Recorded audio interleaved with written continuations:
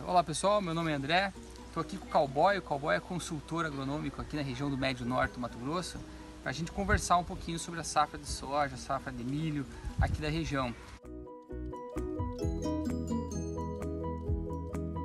Cowboy, ao longo dos últimos 10 anos a gente falou muito que a produtividade do Mato Grosso estava estagnada.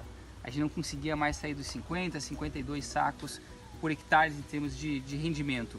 Até que veio o ano passado, uma safra excepcional, no qual a gente conseguiu romper essa barreira e muitas pessoas se deram por dizendo que essa etapa havia sido vencida ou que esse degrau havia sido superado. E até que a gente chega nessa safra agora com o desenvolvimento de uma safra de ciclo precoce muito boa, acho que uma safra sem estresse, mas quando a gente começa a olhar a de ciclo médio, tardio, a gente já começa a ver alguns probleminhas. O que você me diria? Que de fato a gente continua tendo os mesmos problemas de antigamente no Mato Grosso? Sem dúvida. O que aconteceu ano passado é bem assim, ó. Choveu cedo, todo mundo plantou cedo. Plantou ali em setembro, muita gente fechou o plantio em setembro, comecinho de outubro fechou.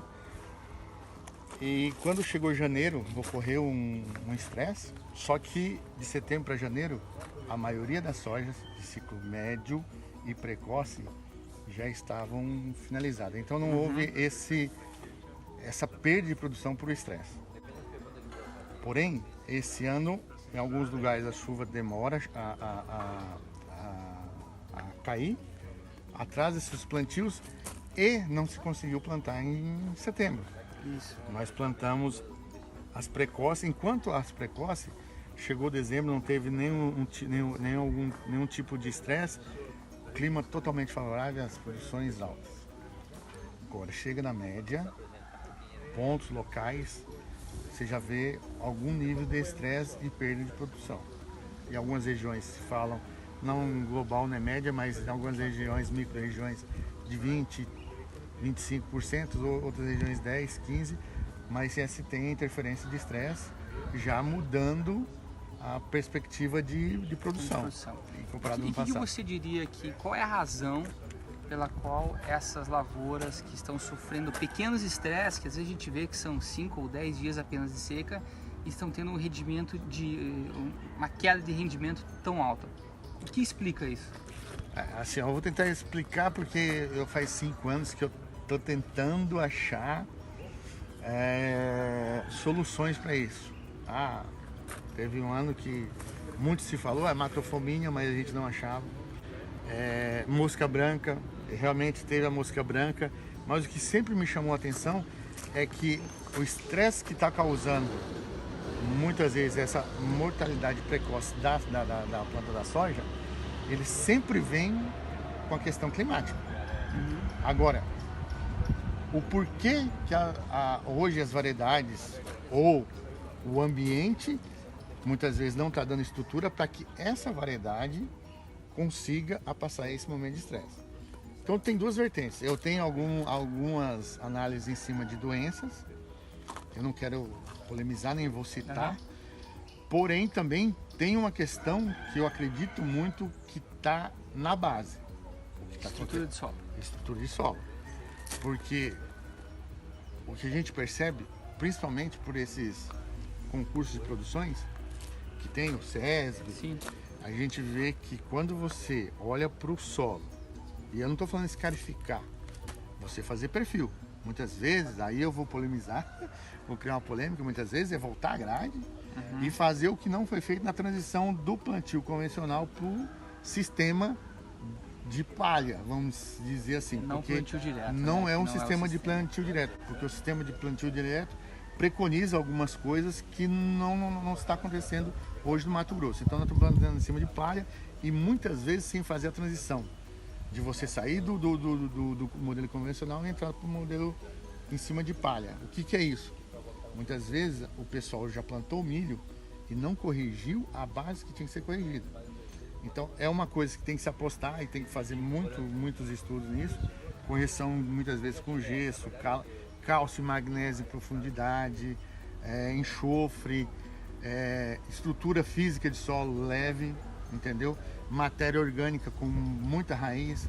Eu acho que aí é o caminho que vai nos direcionar a, aí sim, As altas produtividades. As altas produtividades sem ter oscilações pelo motivo de estresse. Ou seja, nós passaríamos a ter uma resiliência maior Exatamente, aos estresses climáticos. porque hoje no Mato Grosso, na verdade, o ano passado, o que aconteceu foi o clima mascarou os problemas que a gente tem. Então está solucionado não. Eu volto a falar, não vai demorar muito para a gente ter média de 52 sacos. A não ser que o produtor comece a ver um novo investimento na propriedade dele.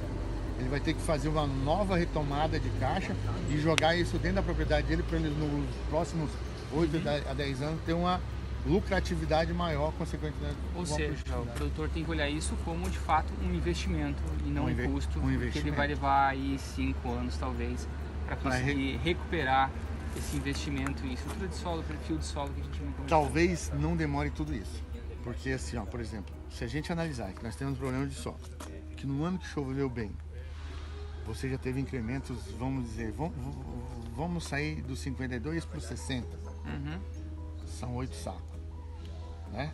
Sim. Então nós estamos falando que em um ano já matou metade praticamente do custo que ele ia ter.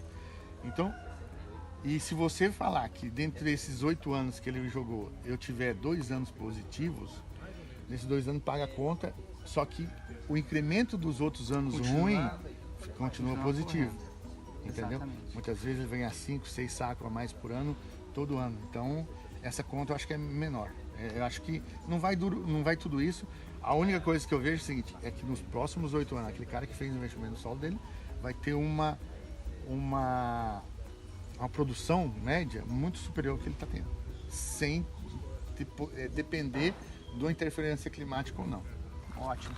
E como que a gente convence o produtor em relação a isso daí? O produtor está enxergando isso ou ainda não? Aí é um desafio que eu acho que vai ter vai ter que ter ajuda de vários órgãos. Eu estou falando assim porque muitas vezes, principalmente, seria interessante o governo lançar a mão de um projeto, uma linha de crédito, ou outras organizações olharem o Mato Grosso e falar, não, a gente pode jogar esse valor aqui dentro, porque o Mato Grosso tem potencial e se paga muito.